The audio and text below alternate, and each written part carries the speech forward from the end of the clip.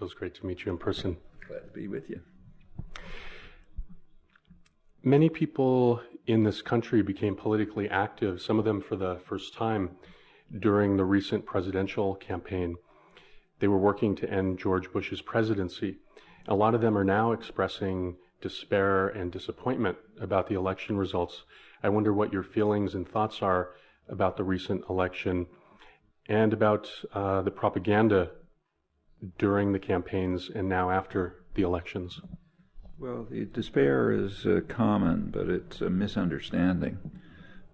For one thing, the elections tell us virtually nothing about the country. In fact, from the point of view of a democratic society, there weren't any elections. If you just take a look at the basic facts, I mean, Bush got about 31% of the electorate. Kerry got about 29%. The voting patterns were almost the same as in 2000, same red states, same blue states. There was a slight shift. Apparently what happened is that the wealthier part of the population, which tend to vote more, and they vote for their class interests, they came out somewhat more than they did last time. That's what probably tipped it. If the voting patterns had shifted slightly and Kerry was in the White House, it would also tell us nothing about the country. And the reason for that is you find out as soon as you look at how people were voting and what their attitudes are. Now that happens to be very well studied in the United States, very well studied. And right before the elections, there were extensive studies released about it. Turns out about 10% of the voters were voting for what they called agenda policies, programs, and ideas. The rest were voting for imagery. Elections are run by the same people who sell toothpaste and cars. Now, they don't believe in markets. If you believed in markets, advertising would be, say, GM would say, here are the models I'm putting out next year, here are their characteristics. That's if you believe in the nonsense you're taught in school about consumer choice and rational choice by informed consumers and so on. That's what you would do. But they can't do that because what their model is the same as the next guy's model. So what they do is put up, an actress or a football player, or, a car going up a sheer cliff or something or other, and they try to create an image that'll deceive you into buying their product. In fact, the whole system is based on deception of consumers. It's not a secret. Just turn on the television set, and half of what's there is forms of deception of consumers, and huge amounts of money and effort go into it. Well, these are the same people who run elections. So they construct imagery. Bush is trained to project a certain image. A guy just like you, a guy you'd like to meet in a bar. He's going to protect. He has your interests at heart. He'll protect you from danger, that sort of thing. Kerry's trained to project a different image. I care about the economy. I care about health. And I'm a war hero, and so on and so forth. So people who care about those things, and that's how people vote. If they buy the image, they'll say, okay, if I'm going to vote, I'll vote for that image. If you compare the image to the reality, which has been done, they have no relation to each other. People tend to believe that the candidate they're voting for shares their beliefs. It's almost always completely false. I don't know what the candidate believes, but at least the parties. And that's been studied too. So Bush voters believed that Bush supported what they wanted, and they're totally wrong. The Republican Party program was almost exactly the opposite. Same with Kerry voters. So people vote for images the way you buy toothpaste. They do not pay attention to issues. And in fact, when you ask them why, they say because we don't understand the candidate's stand on the issues, which is correct. The election's designed so that you won't understand. In fact, to try to figure out, say, what their health programs were takes a research project. And you're not supposed to know. I mean, the advertising industry wants to focus on what they call qualities, not issues. Well, when you take a look at people's stands on issues, you understand that. Again, right before the election, two of the major public opinion studies organizations in the country, very reputable one, best ones in the world, came out with major studies of popular attitudes. And they blow your mind. They're so far to the left of either political party that the press can't even report it. So huge majorities think that funding ought to go for health, education, social security, not military, on what's called preemptive war. Can you use force? Overwhelming majority opposed. An overwhelming majority says, no, you can only use force if you're under attack or under imminent threat of attack, which is the traditional interpretation of international law, and both parties reject it, and it's not discussed in the public arena.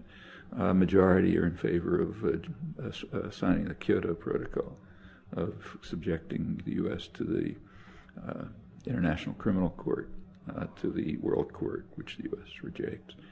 The large majority thinks the UN ought to take the lead, not the United States, on international crises. In fact, a majority even supports giving up the veto at the Security Council. So the U.S. will not be able to veto. We'll have to go along with opinions of the majority. I mean, I can go on, but these things are so far off the spectrum that you can understand why the advertising industry has to keep issues out of the election and focus on the imagery they concoct of candidates. And it's kind of natural in a society where the whole system is based on deceit. The market, so-called, is not a market. It's based on deceiving consumers. So consumer choices are structured. The political system is based on deceiving voters. So they'll pick this or that image. And if you look at where the source of power is, it's exactly what you'd predict if you were looking at the society from the outside. I mean, the way to overcome that is to create a democratic culture in which there are political parties. The United States doesn't have them. You have political parties in which people participate, where they make the decisions. They don't come together once every 4 years to push a lever. That's not politics. It's the opposite of politics. They're working all the time at local levels, regional issues, international solidarity, and so on. I mean, if you have mass popular organizations that are functioning all the time at every level, then at least you have the basis for a democracy. And it's existed here in the past. It's what unions were at one time, and it exists right now in other countries.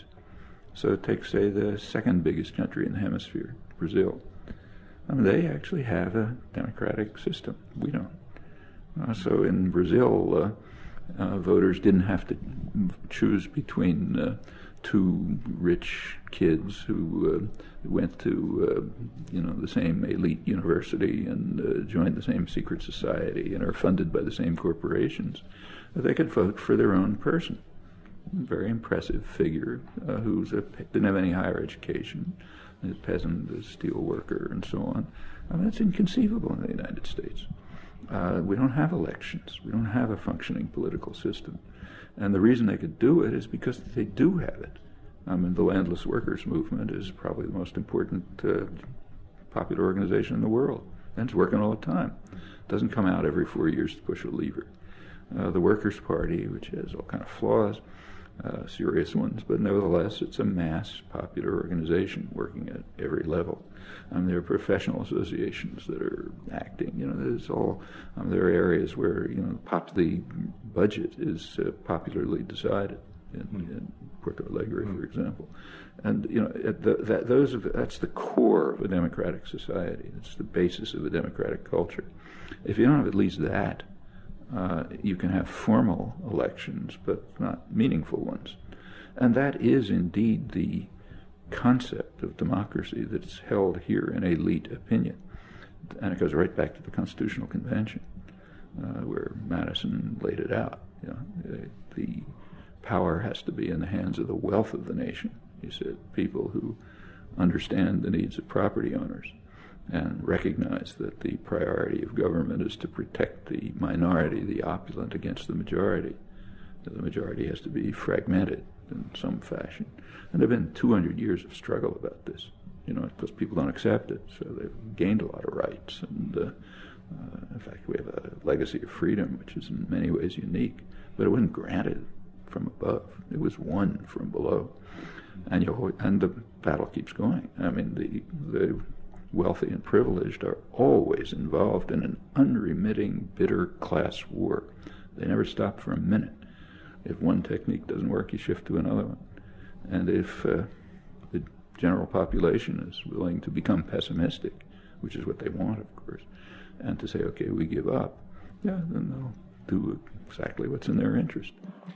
It seems like in the rest of the world, the deception of the United States and the way that propaganda manipulates public opinion is clear, and that this deception is being unveiled, or has for a long time become unveiled. I'm wondering, particularly with the revelations about there never having been weapons of mass destruction in Iraq prior to the recent U.S. attack there, and the placing of Halliburton in to clean up the war, and the Abu Ghraib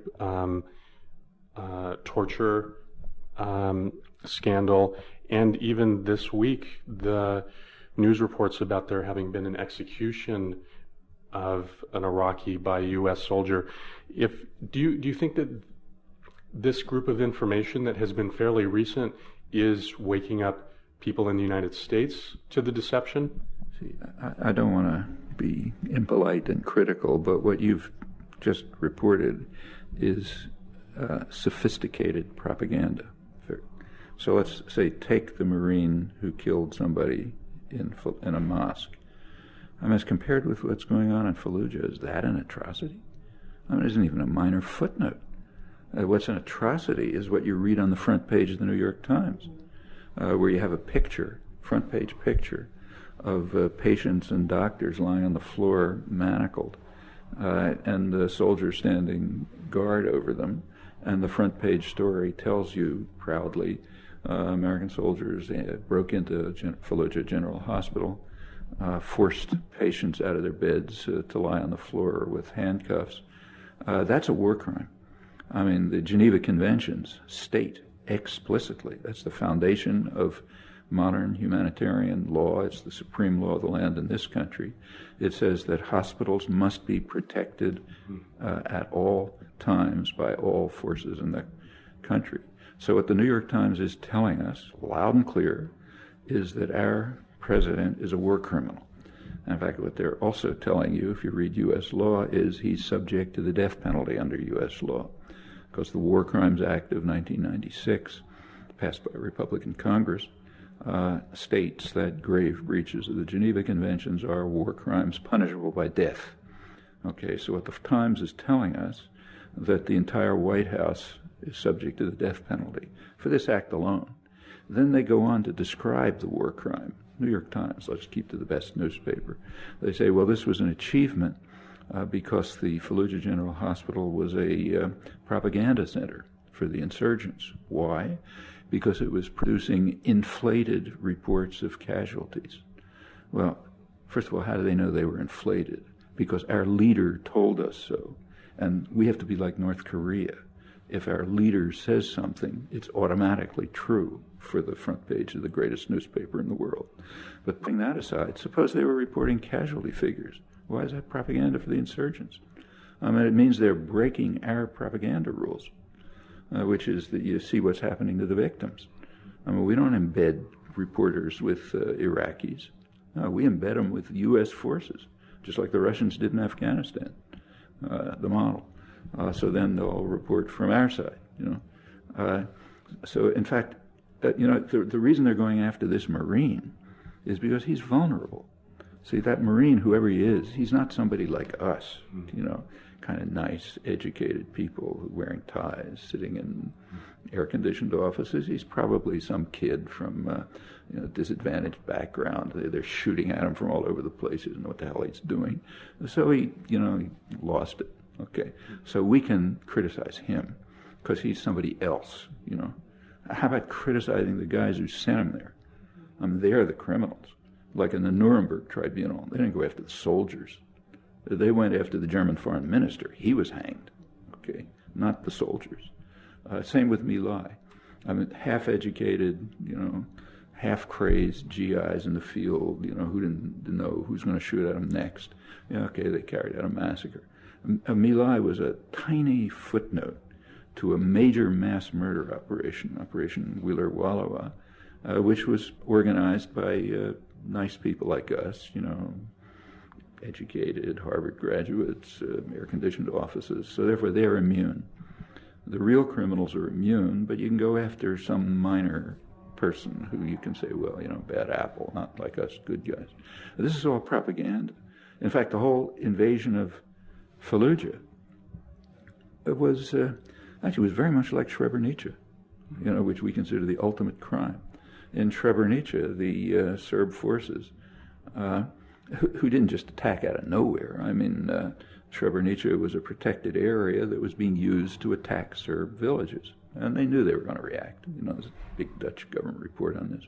Finally, they reacted. They got all the men and women, all the women and children and old people were driven out. The men were forced to stay, and then they killed them. What did we do in Fallujah? Women and children were driven out, mostly by bombing. Men were not allowed out. They were forced back in so they could be killed. Well, Srebrenica is described as genocide. Okay? What about Fallujah? Well, actually, that's described as genocide too, though it's not reported here. So I was just reading an Italian newspaper, and they had a report about a statement by Nobel Peace Prize winners. Lequalesa, Esquivel, Rigoberta Menchú, Bishop Bello of East Timor, a lot of others. And they said the invasion of Fallujah is genocide. Yeah, okay, so even the hospital doesn't count. Furthermore, let's go back to the Nuremberg Tribunal. It states explicitly that the supreme international crime, which encompasses all the evil that follows, is aggression. So once the U.S. invaded Iraq, that is the supreme international crime. It encompasses all the evil that follows, including the war crimes being carried out in Fallujah and being described happily on the front pages. They're all encompassed in it. Abu Ghraib is encompassed in it. Everything is encompassed in the supreme international crime, and it was for participating in the supreme international crime that the Nazis were hanged, like the foreign minister, for example. On the Tokyo Tribunal was even more severe. Well, do we believe in it or don't we? If we believe in it, fine, let's say so. But then not talk about these minor crimes. They're bad, but they're encompassed in the overall evil. And the reason why you can't talk about that is because then it comes right back to us, nice folks, nice, wealthy, privileged folks. We're the ones responsible. And the representatives in the command, and in fact both political parties, because they both agree with it. So yeah, then we're coming back to the way we treated defeated countries. If we had the honesty to look at ourselves with the same standards we applied to defeated countries, a lot of things would follow. And the population, incidentally, does not agree with this. These figures that I just showed you do, actually, on the weapons of mass destruction, it's quite interesting. So in the polls last October, studies, turns out 75% of the population says we should not have invaded Iraq if it did not have weapons of mass destruction. On the other hand, 50% say we should have invaded Iraq. It's not a contradiction. 50% still believe they either had weapons of mass destruction or ties to 9/11 or something like that. Okay, that's the effectiveness of government media propaganda. I mean, if you can brainwash people sufficiently, they'll believe things which actually fit their own judgments and moral values, but it's kind of like off the wall. I mean, if you go back to Germany in the 1930s, I mean, the population didn't think they were committing atrocities. They thought they were defending themselves. And in fact, in some cases, they had say take Japan. Let's take our principles. I mean, our principles are that we have a right, this is both political parties, whole spectrum, we have a right to attack a country that might be a threat to us, okay? Actually, the population doesn't agree, as I said, but the common view is what's called preemptive war, anticipatory self-defense. We have a right to attack someone if they're posing a threat to us, even if it's not imminent. All right. Does everybody go out in the streets December 7th every year to praise the imperial Japanese fascists for bombing Pearl Harbor and Hawaii? Why not? I mean, they had a much stronger case than we had. I mean, they could read the American press, which was talking quite openly about how B-17s, which were then just coming off the Boeing assembly lines, could bomb Japan, incinerate its wooden cities, and exterminate the Japanese from Hawaii and the Philippines. So did Japan, under those conditions, have a right to attack military bases in Hawaii and the Philippines? Well, by our standards, we should be praising it. So we should be praising Pearl Harbor as a really marvelous achievement, by a noble act by our standards. Well, until we can get to the point of looking at ourselves that way, we have not had an education. I mean, in a free country, these are the kind of things you teach in elementary school. Then you get to hard stuff later. And until everyone understands that, like in their bones, we haven't become a free country. How do you recommend that people do look at themselves? People seem pretty caught up in the propaganda and in the belief structures that are imposed on them through education and television. It's not quantum physics. I mean, any child can do it. It's really easy. And in fact, when you get popular movements started, it happens very quickly. So take the original sin of U.S. history. What is it? It's extermination of the native population. So there were maybe, I don't know, who knows? We don't count our victims, maybe 8-10 million people here. I mean, they're not here. I don't see them. You don't see them. California was one of the worst places. They really exterminated. Until the 1960s, this simply was not an issue. I mean, like when I was a kid, and we considered ourselves sort of radical, we were playing cowboys and Indians. We were the cowboys killing the Indians. If you read diplomatic history or anthropology in the 1960s, they just denied it. So, a couple of hunter-gatherers scattered around. The movements of the 1960s, one of their achievements was to bring this into popular consciousness. It's only since the 1970s, as an effect of this, that the issue is finally being faced. It's not that anyone's doing anything about it, but at least there is now a recognition that some hideous crime took place. And a lot of people do know about it, in fact. Well, it was never hidden very far. It was just suppressed, like in California. There was a monstrous story, and one of the latest parts of it, sort of mid-19th century, and nobody was aware of it. I mean, to this day, the first executive war in American history, which transferred the right to wage war to the executive, not to Congress, in violation of the Constitution. That's been just about every war since. The first one was 1818, first Seminole War, when Andrew Jackson invaded Florida. And he was attacking what were called the runaway Negroes and lawless Indians, who were a threat to us, because maybe they'd do something to us, so therefore we had to destroy them. Well, the Seminoles were driven into the swamps, driven to the west, where they later suffered the same fate, pretty well wiped out. They survived, namely as the mascot of Florida State University. I mean, that's as if Munich University had as its mascot the kikes, or something like that. Does anybody notice it? Well, by now you can get to notice it. Our lethal weapons are named after victims of genocide. Black Hawk, Tomahawk missiles, just freely. Victims of genocide are our most lethal weapons. I mean, if Germany was doing this, we'd berserk. Well, these things did come to popular consciousness. The same is true of a lot of other issues. I mean, right now, for example, there is protection for abused women.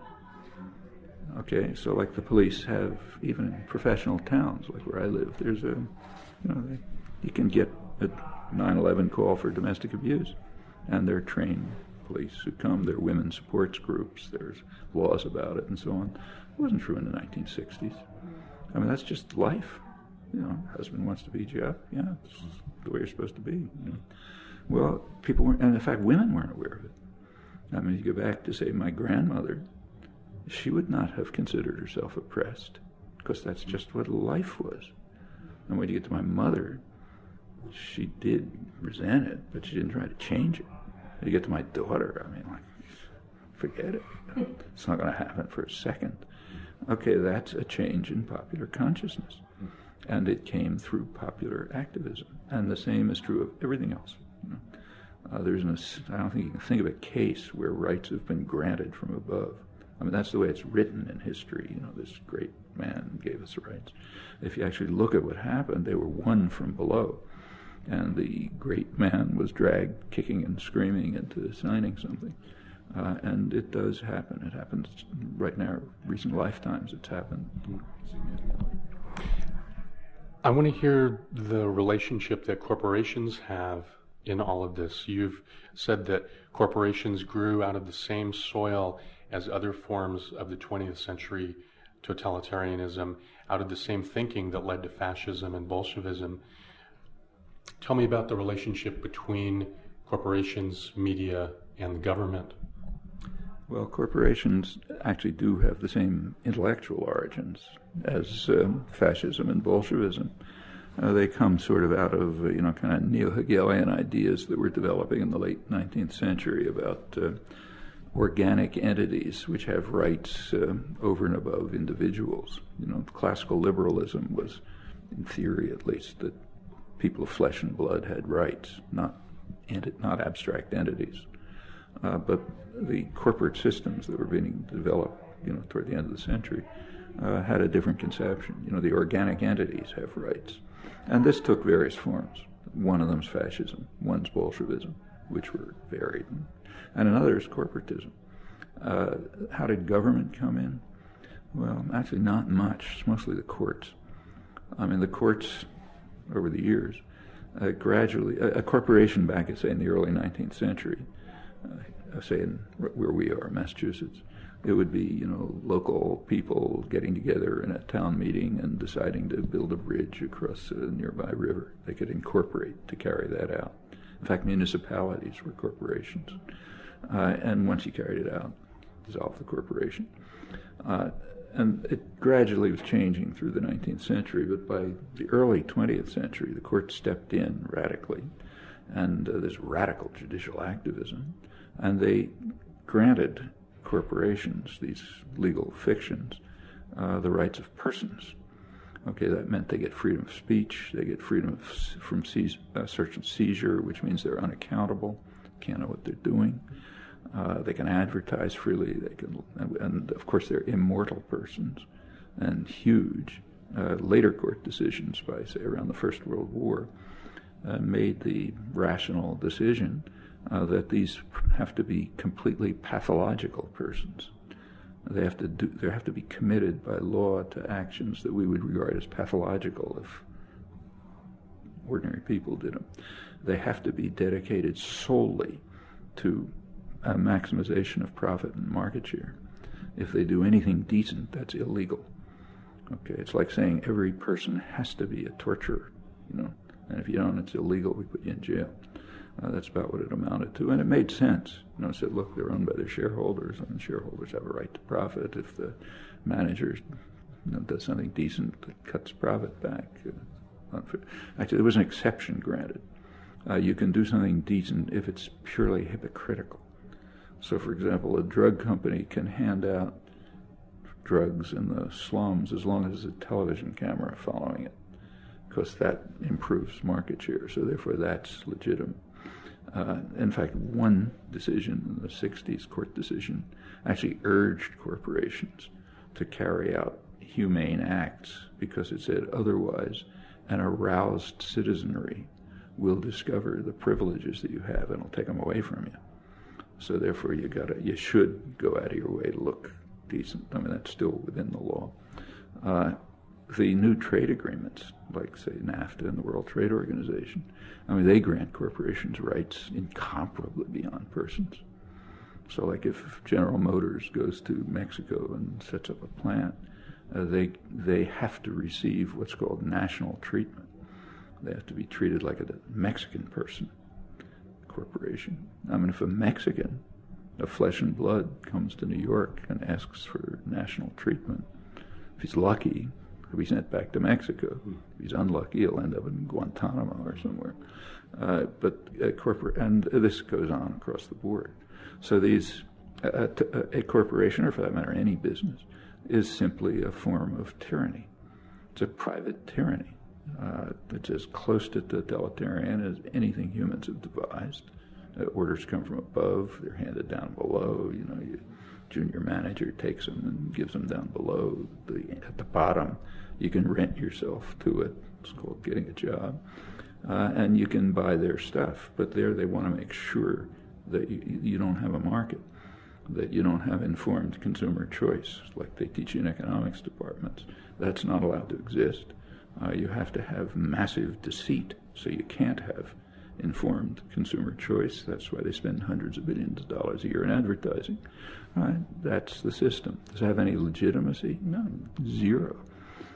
Can you remove it? Sure, you're going to remove it. In fact, there was a case in the California courts which went surprisingly far before it was struck down, where there was an effort to compel the Attorney General to follow the law.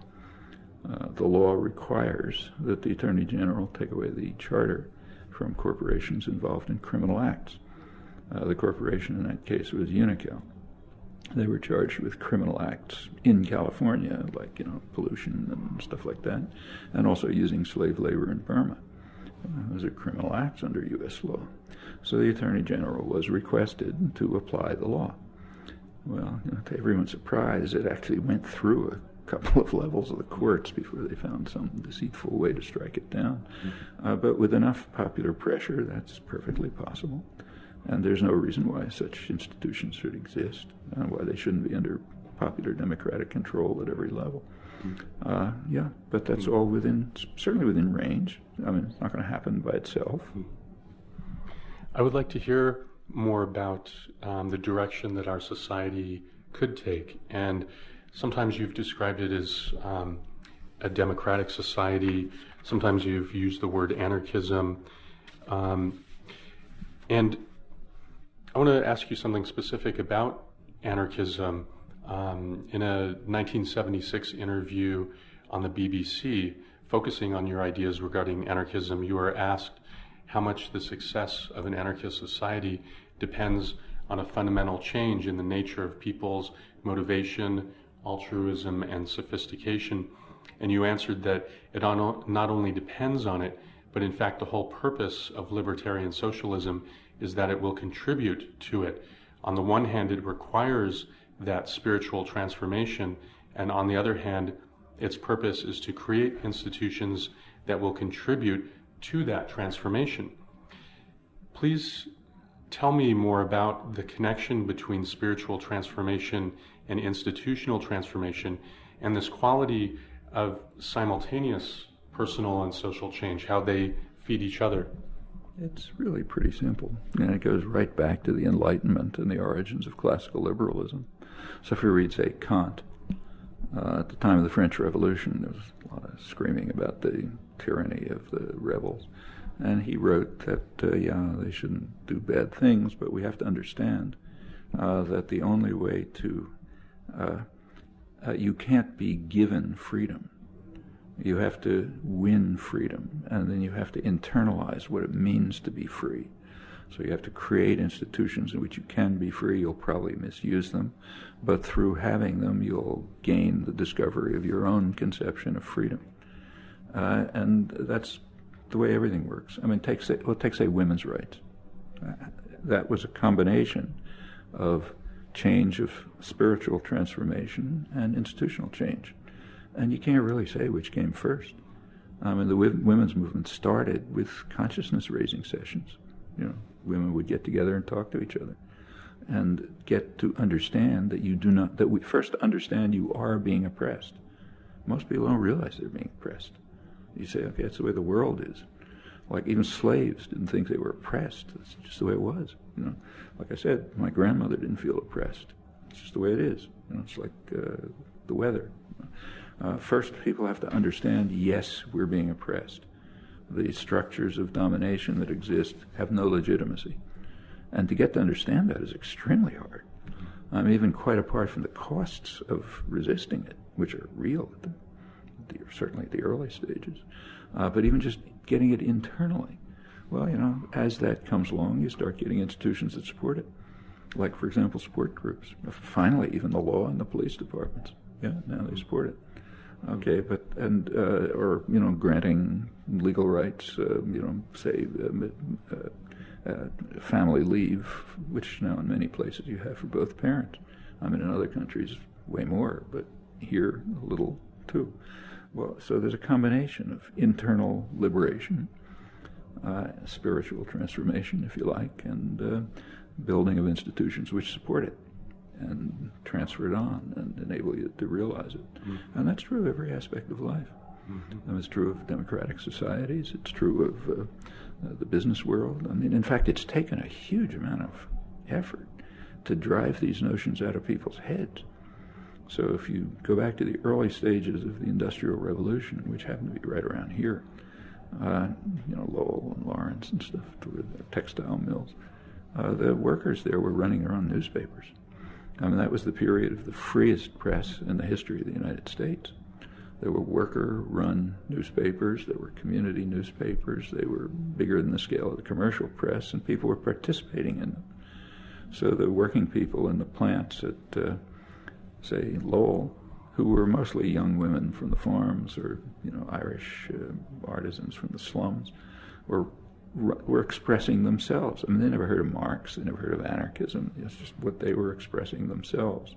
And they simply took it for granted that those who work in the mills should own them and decide how they work. That wage slavery is hardly different from chattel slavery. Taking a job is the same as having a master command you. Actually, that's classical liberalism, if anybody looks back.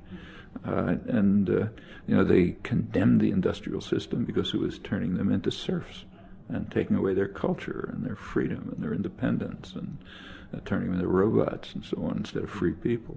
Well, all of that is just people's natural instincts. And it's taken a century and a half of unremitting propaganda to try to drive these thoughts out of people's heads. And I think they're just below the surface. I don't think they ever get driven very far out of people's heads. And as soon as the issues open up, you can see. I've talked about it in every possible place, and it becomes obvious right away. Mm-hmm. But it just has to be kept down. Now, if you look at propaganda, it's a very interesting phenomenon. The major propaganda institutions are the public relations industry. The media are kind of part of it, but small part. Where did the public relations industry develop?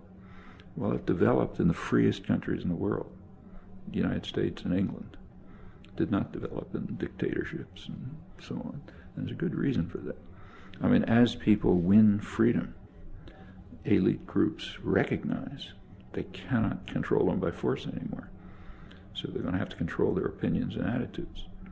And as more and more freedom has been won,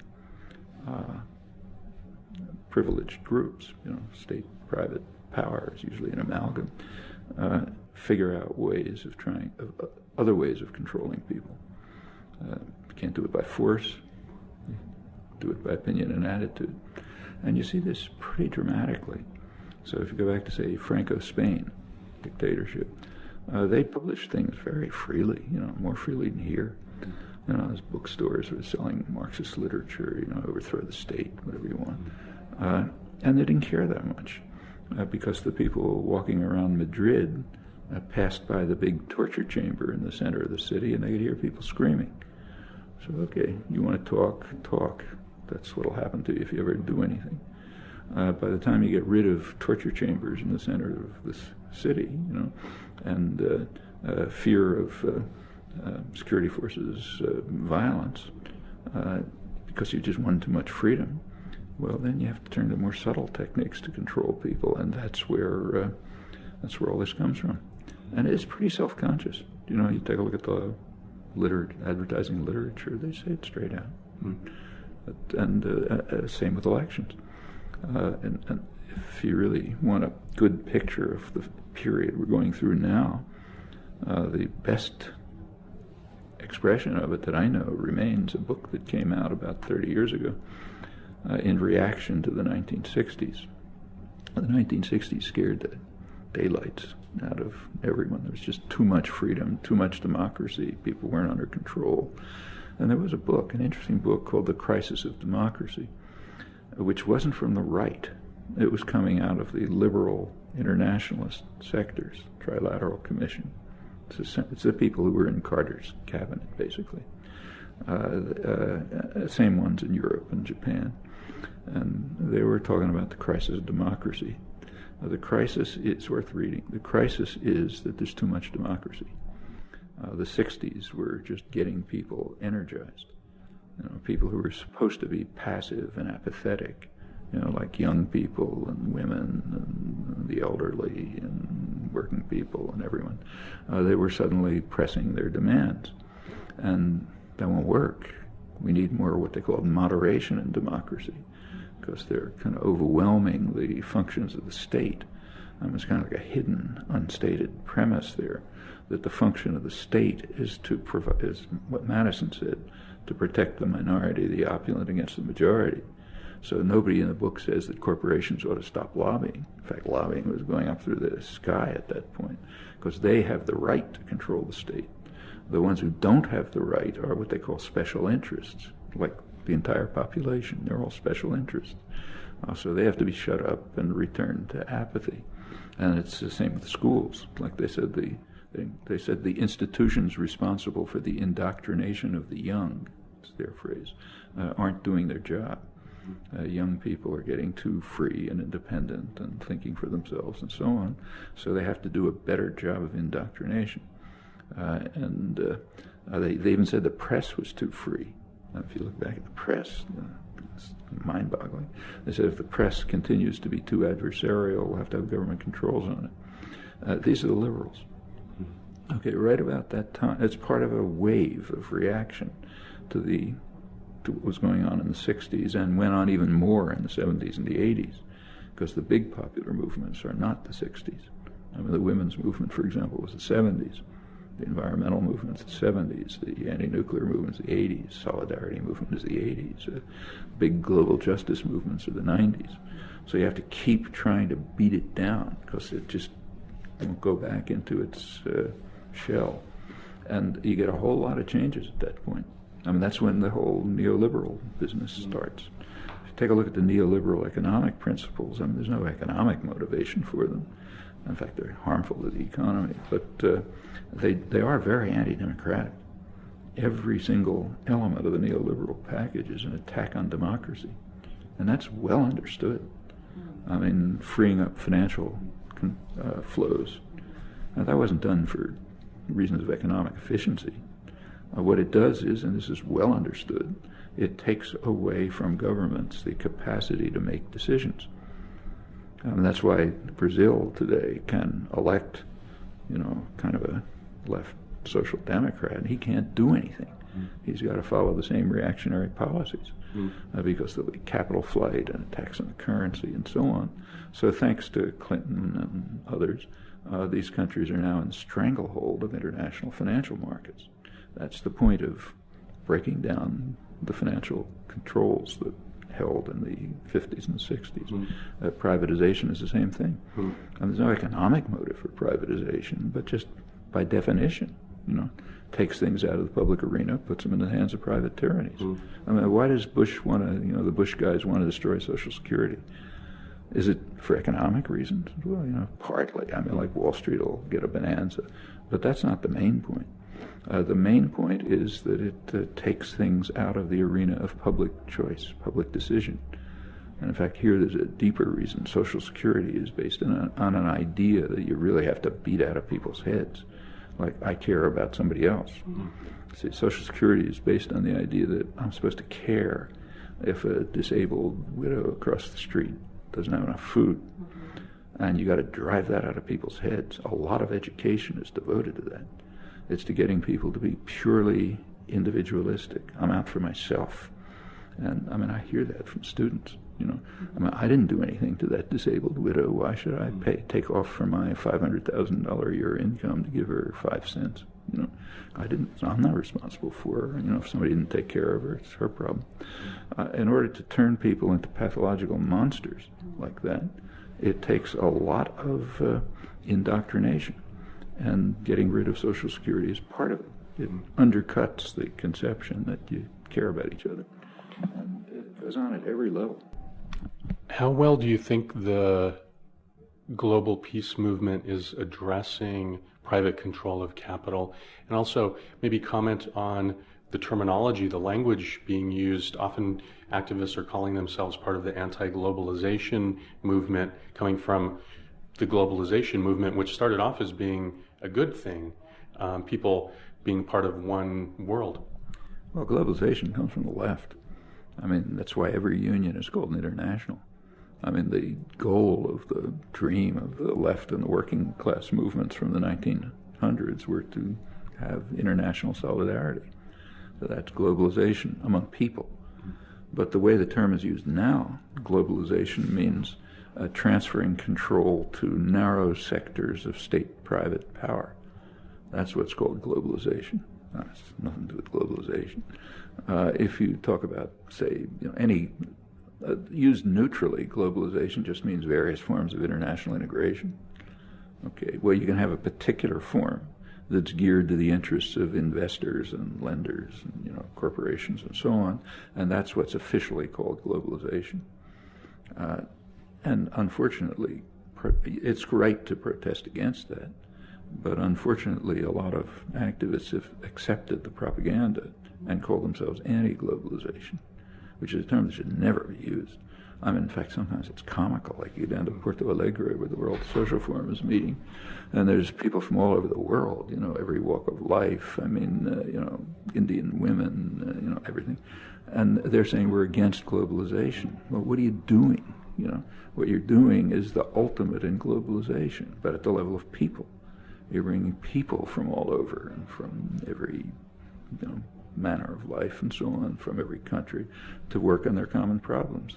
That's globalization, if you mean people. But they call themselves anti-globalization because globalization has been turned into a word that means international tyranny, under the control of a narrow sector of tightly integrated multinational corporations tied to a couple of powerful states with their own institutions like the IMF and so on. So yeah, it's a crazy term. But the movements, global justice movements, are completely new. Never been anything like them. And they're a totally new phenomenon. There's nothing like them in history. And they're part of the outgrowth of the solidarity movements that developed in the 80s, which were also new, the anti-war movements, which were new. And, among popular groups, this is enormous. And it shows up in popular opinion. Like the attitudes I was mentioning of the public, they don't come out of nowhere. They are reflections of the kind of activism that's been going on. Now, there's a constant battle about this. I mean, the general public is kind of disorganized, but they're fighting, they may not know it, but they're fighting a vicious class war against small groups which are highly organized and plan and have capital and have violence at their command. And they want to keep what they have and destroy any challenge to it, whether it's a military challenge or a popular challenge. They're very anti-democratic. They're strongly opposed to markets because people could make informed choices. They want control and domination, and they also run the propaganda system. But, these are things we can see through. Like I said, it's not quantum physics. In the 1940s, you were part of the Zionist movement that thought it was a mistake to establish a Jewish state. Many people equate statehood as a strategy for safety particularly for groups of people that have suffered greatly. How well has safety for Jewish people been achieved in Israel, and how will Palestinians be served if a Palestinian state is created? Well, I was part of, as a Zionist activist, in fact, youth leader and so on, but part of a group that was opposed to a Jewish state. And I said, and it's a bad idea. It was then, it is now. I mean, just as opposed to an Islamic state or a Christian state. Like if the United States was a Christian state, I'd be opposed to it. Pakistan is an Islamic state, and I'm opposed to it. I mean, if these things are purely symbolic, like you take off Sunday instead of Wednesday, okay, it's not a big deal. But when they go beyond symbolic, and they do, it is a big deal. And Israel is a Jewish state in ways which go way beyond symbolic. I think that's harmful for its Jewish citizens, and it's very harmful for its non-Jewish citizens. So I thought it was a mistake then. I think it's a mistake now. Once a state is established, it should have all the rights of any state in the international system, no more, no less. There's no legitimacy to that. I don't think any state is legitimate. But that's the order of things, and some state has the right to what everyone else has. It's just like if I don't happen to like the laws, I nevertheless think that everyone has the same rights under them. Okay, so Israel, once established, had the rights of any state, no more, no less. Israel and the United States alone demand that Israel have unique rights that no other state has. And that came about in the 1970s. By the 1970s, Israel was granted by its adversaries all the rights of any state in the international system. Yeah, I'll be done in a second. That means crucially the wording is the right to exist in peace and security within secure and recognized borders. Okay, that was finished. Well, you had to find some new way to prevent negotiations and diplomacy so as to maintain the expansionist programs that the U.S. and Israel were following. So they elevated it to a new right, the right to exist. And now people have to accept its abstract right to exist. Well, that's something that nobody will ever grant. I mean, it's telling Palestinians, you not only have to accept Israel, you have to accept the legitimacy of your expulsion. I mean, it would be like telling American Indians, you've got to accept the right of the United States to exist, like you've got to accept the legitimacy of your extermination. I mean, nobody's ever going to accept that, nor should they. Like, I don't accept the right of France to exist, or anybody. They don't have any right to exist. But that was raised, and that's now common propaganda, only as a barrier to diplomacy. And it had to do with the fact that the U.S. and Israel were blocking every possible diplomatic settlement from the 70s and still are. So what would a Palestinian state be? Probably rotten. But if that's what they want, they got a choice. If they make it a racist state, I'll be opposed to it. But it should have whatever states any other states have, and they should all be dissolved. This one too. How far away are we from that experiment of dissolving states? We're moving towards it. So take, say, Europe. I mean, for hundreds of years, the highest value of Europeans was to slaughter each other. There was nothing more important than if you're French slaughtering Germans, if you're German slaughtering French. This went on for hundreds of years. Finally, in 1945, Europeans realized that the next time they play the game, it's over. The means of destruction have reached such lethal proportions, you just can't do it anymore. You can attack defenseless people, but you can't attack each other. So that settled into something that political scientists call the democratic peace. They say, well, that's because they're democracies. I don't think it's because it's democracies. It's because they know you just can't play the game anymore. It's finished. So Europe moved towards some kind of integration.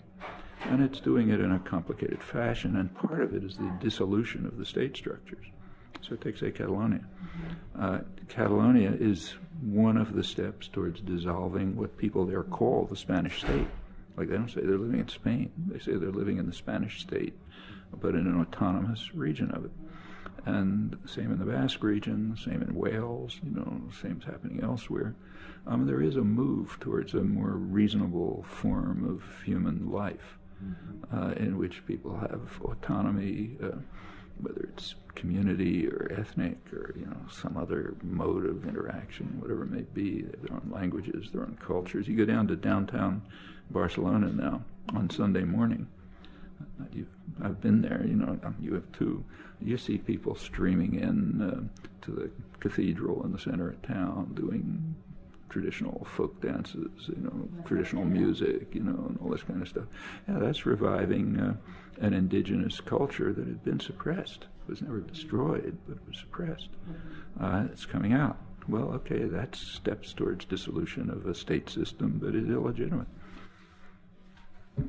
I want to thank you very much for speaking with me. I appreciate it.